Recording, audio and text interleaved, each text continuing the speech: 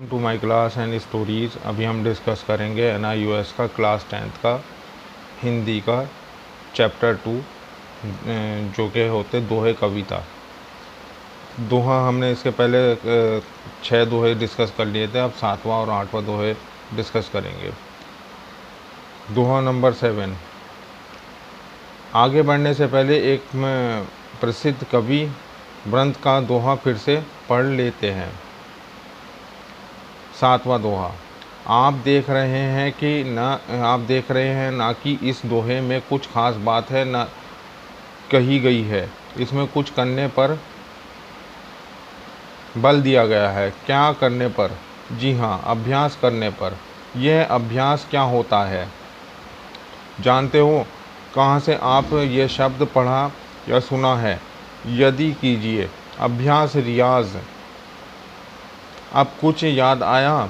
हाँ, संगीत में, खेल में। आपको पता होगा कि संगीत सीखने वाले ही नहीं बल्कि संगीत के बड़े बड़े पंडित और उस्ताद भी रोज़ाना रियाज करते हैं। रियाज का अर्थ अभ्यास ही होता है। वह अपने बड़े संगीतियों का साक्षात्कार और भेंटवार्ता इंटरव्यू सुना या पढ़ा होगा। वे बताते हैं कि वे दिन में 10-12 घंटे तक रियाज अभ्यास करते हैं। नए सीखने वालों को भी वे अभ्यास पर अधिक समय देने की सलाह देते हैं। इसी तरह आपने खिलाड़ियों को भी देखा होगा, वे प्रतिदिन कई घंटे का समय अपने खेल में अभ्यास में खर्च करते हैं। आपने समाचार में भी सुना होगा कि किसी की भी मैच से पहले पूरी टीम एक बार अभ्यास करती है। आपको शायद ये भी पता होगा कि वकील और डॉक्टर तो अपने पूरे के पूरे काम को ही प्रैक्टिस, अभ्यास कहते हैं। आइए इस दोहे के भाव को समझते हैं। इससे पहले कुछ और बातें जान लेते हैं। इस दोहे में कवि ने कहा है कि अभ्यास करते करते यानी निरंतर अभ्यास करने से मूर्ख व्यक्ति भी ज्ञानवान बन जाता है। कवि ने मूर्ख के लिए जड़मति शब्द का प्रयोग किया है। जड़ का एक तो आम अर्थ है किसी पर, पेड़ पौधे पर का वह हिस्सा जो ज़मीन के भीतर होता है और किसी के दबाव तो उसे खाद्य मिल जाता है। आप जड़ और चेतन पर्याप्त के इन दो मतों के बारे में जानते हैं। चलिए 8वां दोहा करते हैं।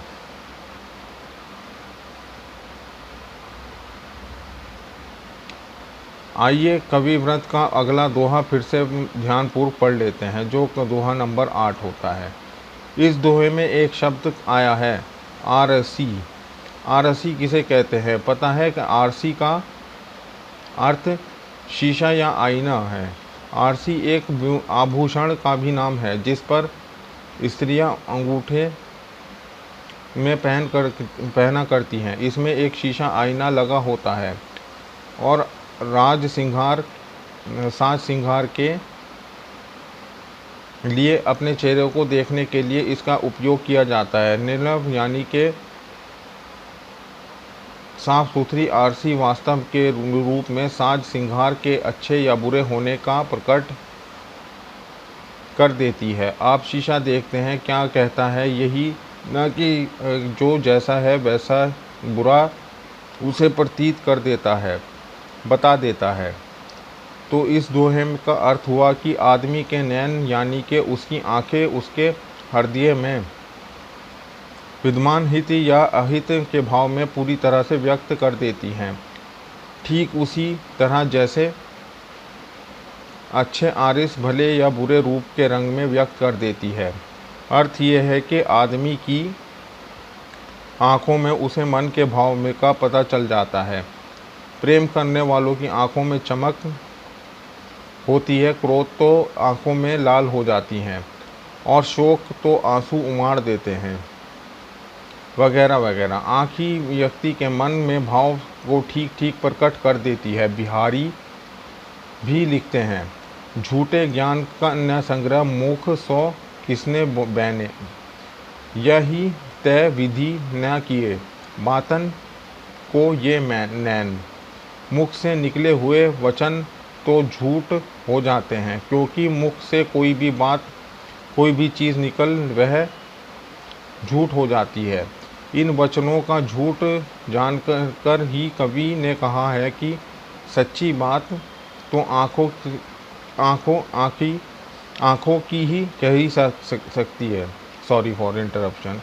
इसलिए सच को व्यक्त करना के लिए भगवान ने ये नैन दिए हैं। कवि इस दोहे में बताना चाहता है कि आँखें मनुष्य के हृदय के भाव को प्रकट कर देती हैं और उन्हें देखकर हम समझ जाते हैं कि वह व्यक्ति हमारे प्रति कैसा भाव रखता है। यही इस दोहे का मकसद है, जो विवेचना है।